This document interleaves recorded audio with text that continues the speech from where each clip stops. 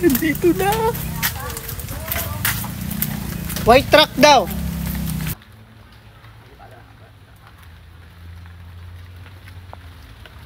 Bakit ka naman madumi? Kilinisin pa.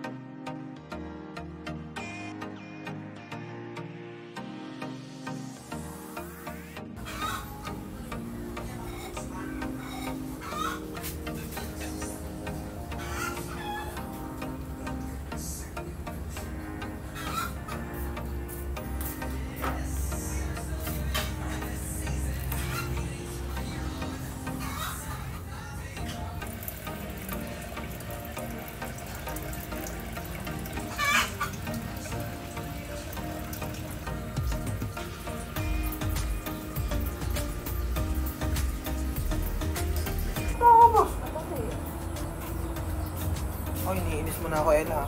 Ayun nga guys, may bumili ulit sa atin ng beta. So ngayong buwan ng December, medyo marami-rami ngayon ang bumili sa akin ng mga isda.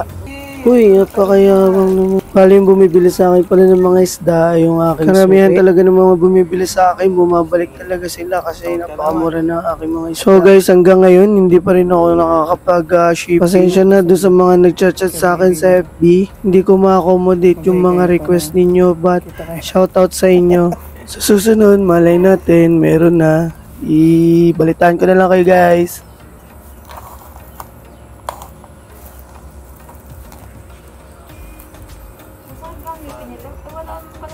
Sige, ito. Ang babayang sa 350 po. Sige. Tama ka po. Magkano ka po yung beta?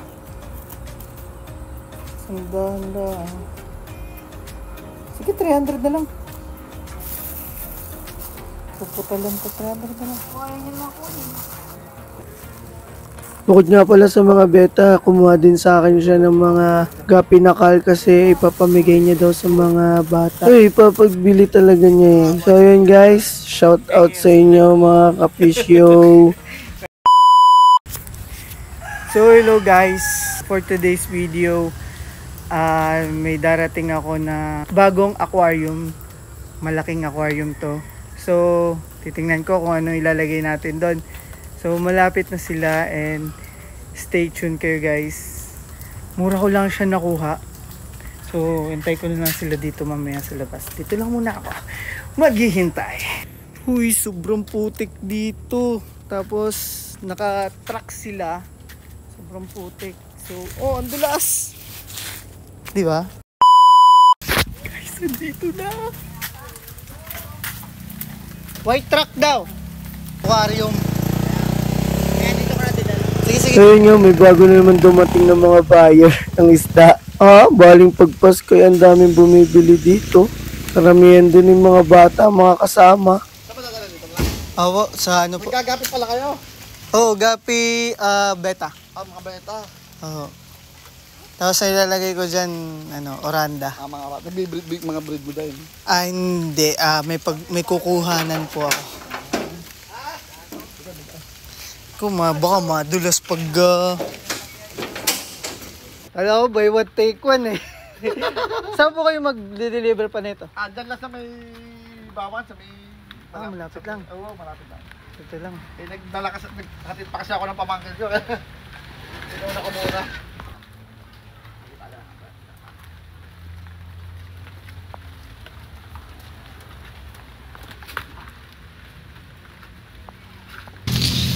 Kayo pala yung... Yun! Boss, tanong ko lang, yung mayroon kayong filter na nagpapagawa rin ho kayo, nagko-customize din ho kayo ng mga pang-filter. Yung ibig mo sabihin Yung parang aquarium din siya na may... ang ibig mo sabihin yung sump. Yung mga under sump style. May nagawa. Guys, sa mga gusto magabi, link ko pala yung Facebook account ni Kuya dito. And sobrang mura talaga ng aquarium nila dito. And marami silang mga isda na binibenta. So kung gusto nyong puntahan ko yung pet shop nila, malapit lang dito sa amin. Comment down below. Mas malalaki ang size. Pares na naman madumi. Kilinisin pa. Ito lang, para mas konting linis na lang. Sige tatay.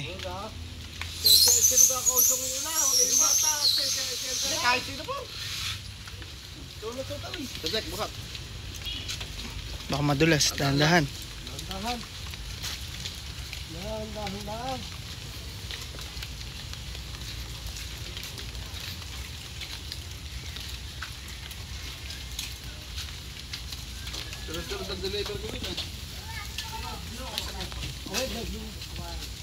Madulas. Dulas dyan.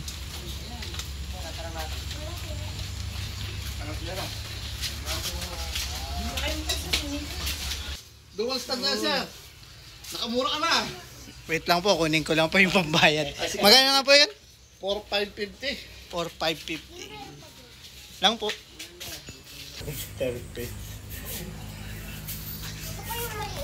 Picture taking.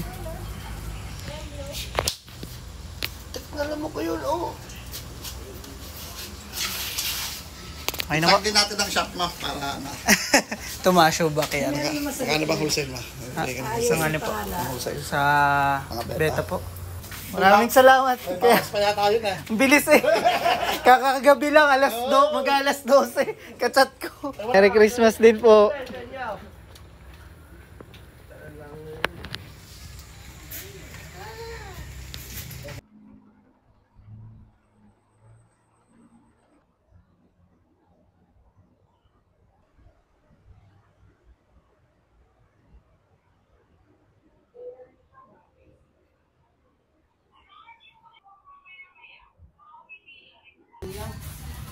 So yun nga, kinabukasan, patulong pala ako sa tatay ko at saka sa pinsan ko para iisod tong mga lagayan na ito para mas maganda yung pwesto ng aking bagong aquarium.